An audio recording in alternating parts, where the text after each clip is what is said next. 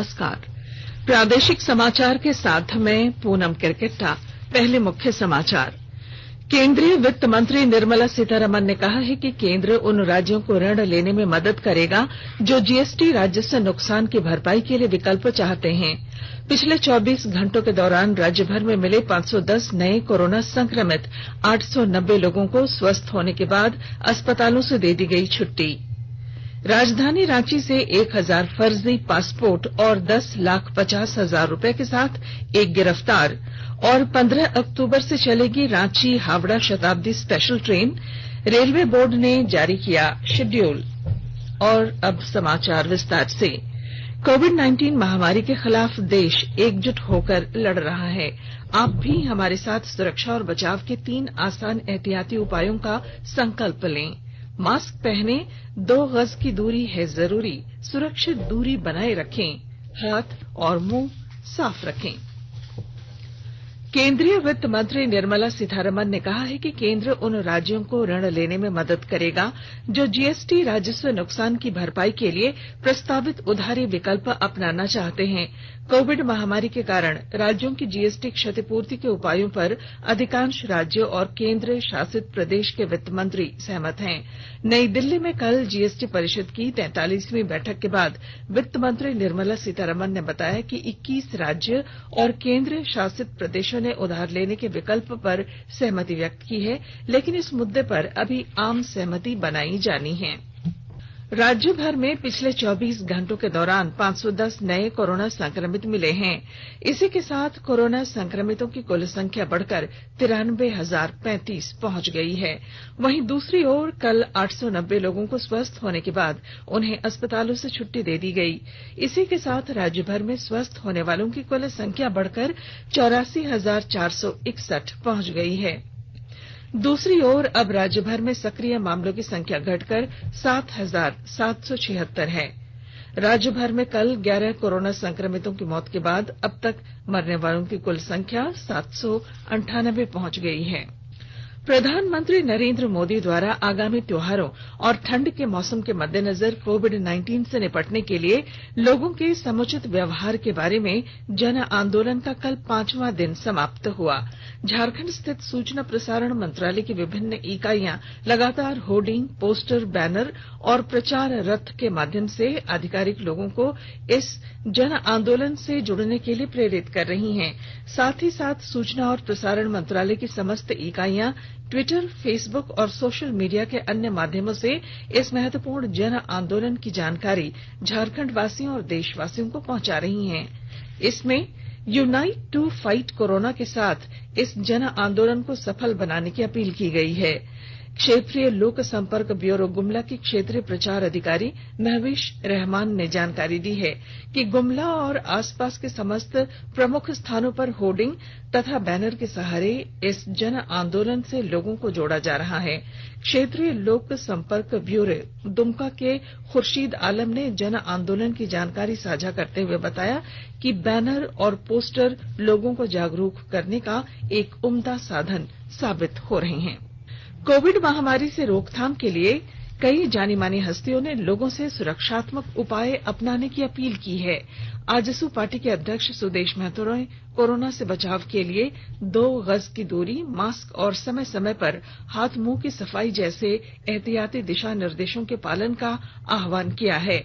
बॉलीवुड अभिनेता अमिताभ बच्चन ने कोरोना महामारी के खिलाफ संदेश देते हुए आम जनता से इसके रोकथाम की अपील की है। हमारा देश और पूरा विश्व आज कोविड-19 की चुनौती का सामना कर रहा है। कोविड-19 अभी खत्म नहीं हुआ है। ऐसे में हमारा फर्ज है कि हम सतर्क रहें। इसलिए जब तक दवाई नहीं तब तक कोई ढिलाई नहीं। कोरोना से बचाव के लिए जरूरी है नियमित रूप से हाथ धोना, मास्क पहनना और आपस में उचित दूरी बनाए रखना। याद रखिए, 2 गज दूरी, मास्क है जरूरी। खांसी, बुखार या सांस लेने में कठिनाई होने पर हेल्पलाइन नंबर 1075 पर संपर्क करें। इधर पद्मश्री डॉक्टर एसपी मुखर्जी ने भी लोगों से अपनी और दूसरों की सुरक्षा के लिए सचेत रहने को कहा है। बीमारी के टाइम में हम सबको अपने लिए, अपने परिवार के लिए और समाज के लिए इंतजाम से रहना होगा। उसमें पहला है कि मास्क पहने, मास्क ठीक से पहने, नाक को कवर करके पहने और दूसरा पॉइंट कि कम से कम हाथ को बीच बीच में धोते रहें, साबुन से धोते रहें और तीसरा कि 2 गज की दूरी रखें, भीड़ भाड़ में न जाएं ताकि इस बीमारी का फैलाव को हम लोग रोक सके, क्योंकि इसका कोई दवा अभी तक आया नहीं। दवा के बगैर इस बीमारी बहुत सीरियस रूप ले सकता है। स्वास्थ्य और परिवार कल्याण मंत्रालय ने लोगों को सलाह दी है कि वे नोवेल कोरोना वायरस से अपने को सुरक्षित रखने के लिए सभी बुनियादी एहतियाती उपायों का पालन करें और सामाजिक दूरी बनाए रखें। एक रिपोर्ट। सरकार ने कहा है कि आवश्यक वस्तुओं की पर्याप्त आपूर्ति जारी है और लोगों को चिंता करने की कोई जरूरत नहीं है। लोगों को सलाह दी जाती है कि वे आवश्यक वस्तुओं और चिकित्सा सामानों की खरीदारी करते समय धैर्य रखें और शांत रहें। आवश्यक वस्तुओं को खरीदने के लिए बार बार बाहर निकलने से बचें। साथ ही लोगों से हाथ मिलाने और गले लगने से भी बचना चाहिए। बाजार, मेडिकल स्टोर और अस्पतालों में लोग कम से कम 1 मीटर की दूरी बनाए रखें। घर पर गैर जरूरी सामाजिक समारोह से बचा जाना चाहिए और घर पर मेहमानों को नहीं बुलाना चाहिए। लोगों को अपनी आंख, नाक और मुंह छूने से बचना चाहिए और लगातार हाथ साफ करते रहना चाहिए। हाथ को दोनों तरफ से कम 20 सेकंड तक रगड़कर धोना चाहिए। यदि कोई व्यक्ति खांसी या बुखार से पीड़ित है तो वह दूसरों के संपर्क में आने से बचे और डॉक्टर से तुरंत परामर्श ले। स्वास्थ्य मंत्रालय ने कोरोना वायरस के बारे में जानकारी के लिए एक टोल फ्री नंबर 1075 जारी किया है। इधर राज्य सरकार की ओर से भी कई दिशा निर्देश जारी किए गए हैं। इस सिलसिले में सरकार ने हेल्पलाइन नंबर 181 जारी किया है। सरकार ने कहा है कि कोरोना वायरस से संदिग्ध तौर पर संक्रमित कोई व्यक्ति पाया जाता है तो इसकी सूचना 0651 जो रांची का कोड है और टेलीफोन नंबर 2261-000 तथा 2261-002 के अलावा फैक्स नंबर 2261-856 और मोबाइल नंबर 9955837428 पर दी जा सकती है। आकाशवाणी रांची भी आपसे अपील करता है कि कोविड-19 के संक्रमण से बचने और अन्य लोगों को सुरक्षित रखने के लिए कृपया घर पर ही रहें और सरकारी दिशा निर्देशों का पालन करें। दुमका विधानसभा सीट पर होने वाले उपचुनाव को लेकर झारखंड मुक्ति मोर्चा के प्रत्याशी बसंत सोरेन ने कल अपना नामांकन दाखिल किया। अपने प्रस्तावक विजय कुमार सिंह और दुमका प्रखंड अध्यक्ष सिराजुद्दीन अंसारी की मौजूदगी में श्री सोरेन दिन के 1:30 बजे निर्वाची पदाधिकारी महेश्वर महतो के कक्ष पहुंचे और वहां 2 सेट में पर्चा दाखिल किया। इधर भाजपा के प्रदेश अध्यक्ष दीपक प्रकाश ने बताया कि एनडीए प्रत्याशी लुइस मरांडी आज दुमका में नामांकन करेंगी। वहीं कल योगेश्वर महतो बाटुल बेरमो सीट से नामांकन दाखिल करेंगे। जैसा कि आपको मालूम है कि झारखंड की 2 सीटों बेरमो और दुमका में उपचुनाव की घोषणा की गई है। बेरमो की सीट पूर्व विधायक राजेंद्र प्रसाद के निधन के बाद खाली हुई है, जबकि दुमका की सीट मुख्यमंत्री हेमंत सोरेन द्वारा छोड़े जाने के बाद से खाली है। आकाशवाणी के ताजा तरीन समाचारों के लिए आप हमारी वेबसाइट newsonair.com पर लॉग ऑन कर सकते हैं।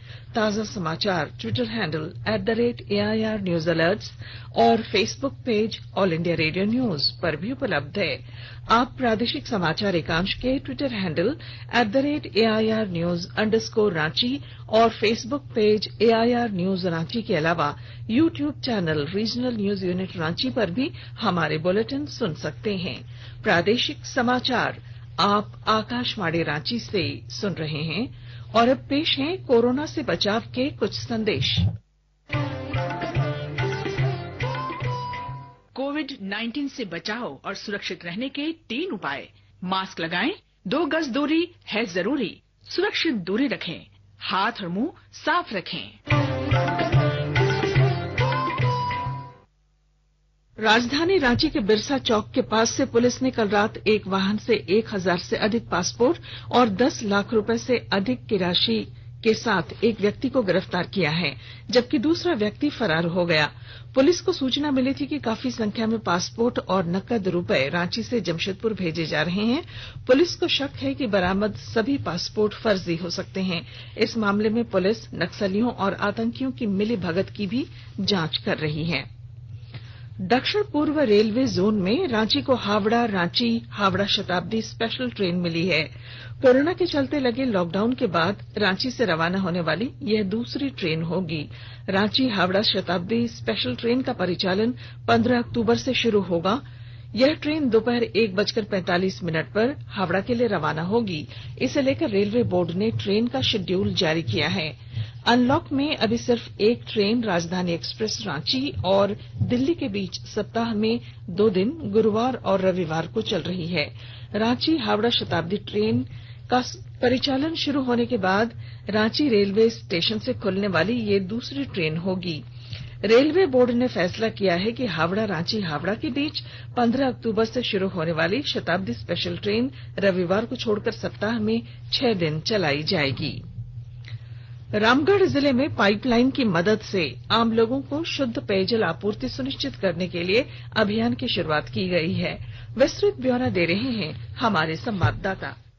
सरकार की महत्वाकांक्षी योजना जल जीवन मिशन के तहत रामगढ़ उपायुक्त कार्यालय से जागरूकता रथ को जिले के उपायुक्त श्री संदीप सिंह ने हरी झंडी दिखाकर रवाना किया। इस मिशन के तहत रामगढ़ जिले में 2 से 15 अक्टूबर तक राज्यव्यापी जल जीवन मिशन का संचालन किया जा रहा है। जल जीवन मिशन के तहत वर्ष 2024 तक सभी ग्रामीण परिवारों को नल से जल मुहैया कराने का लक्ष्य निर्धारित है। जल जीवन मिशन पाइपलाइन की मदद से शुद्ध पेयजल आपूर्ति सुनिश्चित करने का अभियान है। इस अभियान के तहत रामगढ़ जिले में व्यापक प्रचार प्रसार एवं विभिन्न गतिविधियों के द्वारा जन जन तक जल जीवन मिशन का संदेश पहुंचाया जा रहा है। जागरूकता रथ के माध्यम से 15 अक्टूबर तक जिले के सुदूरवर्ती क्षेत्रों में जाकर जल जीवन मिशन के विषय में लोगों को जागरूक किया जा रहा है। के तिवारी, आकाशवाणी समाचार, रामगढ़। श्री माता वैष्णो देवी श्राइन बोर्ड ने हिमालय तीर्थ स्थल में इस महीने की 15 तारीख से श्रद्धालुओं की संख्या 5000 से बढ़ाकर 7000 प्रतिदिन कर दी है। श्राइन बोर्ड के मुख्य कार्यकारी अधिकारी रमेश कुमार ने कहा है कि यात्रा पंजीकरण स्थल पर भीड़ कम करने के मद्देनजर पंजीकरण ऑनलाइन जारी रहेगा। आईपीएल क्रिकेट में कल रात शारजाह में खेले गए मैच में रॉयल चैलेंजर्स बेंगलुरु ने कोलकाता नाइट राइडर्स को 82 रन से हरा दिया। आज दुबई में सनराइजर्स हैदराबाद का मुकाबला चेन्नई सुपर किंग्स से होगा। और अब संक्षिप्त खबरें। जामताड़ा जिले में साइबर पुलिस ने जामताड़ा थाना के शहरपुरा गांव से 4 साइबर अपराधियों को गिरफ्तार किया है, जबकि एक अपराधी भाग निकला। अपराधियों के पास से 8 मोबाइल सेट, 15 फर्जी सिम और अन्य सामान बरामद किए गए हैं। बिहार विधानसभा चुनाव में 28 अक्टूबर को होने वाले मतदान को लेकर गोड्डा जिले के बिहार से लगती हुई सभी सीमाओं को सील कर दिया गया है। और चतरा जिले के लवालोंग थाना क्षेत्र अंतर्गत हाहे जंगल में बाजार से घर लौट रहे बाइक सवार को अज्ञात अपराधियों ने गोली मार दी। बाइक सवार गंभीर रूप से जख्मी हो गया, जिसे अस्पताल में दाखिल किया गया है। और अब अखबारों की सुर्खियां। केंद्र सरकार द्वारा 73,000 करोड़ रुपए के प्रोत्साहन पैकेज की खबर को रांची से प्रकाशित लगभग सभी अखबारों ने प्रमुखता से प्रकाशित किया है। केंद्रीय कर्मचारियों को 10,000 रुपए का फेस्टिवल एडवांस, इसे प्रभात खबर ने पहले पन्ने पर दी है, जबकि दैनिक भास्कर ने लिखा है इकोनॉमी में चाल के लिए सरकार लाई फेस्टिवल बोनांजा। वहीं दैनिक जागरण का शीर्षक है त्योहारों से पहले छोटे पैकेज से मिलेगी बड़ी राहत। राज्य में फर्जी डिग्री पर नर्सों और पैरामेडिकल कर्मियों की नियुक्ति की खबर हिंदुस्तान ने पहले पन्ने पर दी है। प्रधानमंत्री नरेंद्र मोदी द्वारा राजमाता विजया राजे सिंधिया की 100वीं जयंती पर सिक्का जारी किए जाने की खबर रांची एक्सप्रेस ने पहले पन्ने पर दी है। राष्ट्रीय अपराध रिकॉर्ड ब्यूरो द्वारा हत्या के मामले में झारखंड के आगे रहने वाली खबर को अंग्रेजी दैनिक द टाइम्स ऑफ इंडिया ने पहले पन्ने पर दी है। और भारत चीन सीमा पर 7वीं बैठक की खबर अंग्रेजी दैनिक हिंदुस्तान टाइम्स के पहले पन्ने पर है। और अब बुलेटिन के आखिर में मुख्य समाचार एक बार फिर। केंद्रीय वित्त मंत्री निर्मला सीतारमन ने कहा है कि केंद्र उन राज्यों को ऋण लेने में मदद करेगा जो जीएसटी राजस्व नुकसान की भरपाई के लिए विकल्प चाहते हैं। पिछले 24 घंटों के दौरान राज्य भर में मिले 510 नए कोरोना संक्रमित, 890 लोगों को स्वस्थ होने के बाद अस्पतालों से दे दी गई छुट्टी। राजधानी रांची से 1000 फर्जी पासपोर्ट और 10,50,000 रुपए के साथ एक गिरफ्तार। और 15 अक्टूबर से चलेगी Ranchi Howrah Shatabdi special train, railway board ने जारी किया शेड्यूल। और इसके साथ ही आकाशवाणी रांची से प्रादेशिक समाचार का ये बुलेटिन समाप्त हुआ। नमस्कार। घर में रहिए, सुरक्षित रहिए और सुनते रहिए आकाशवाणी।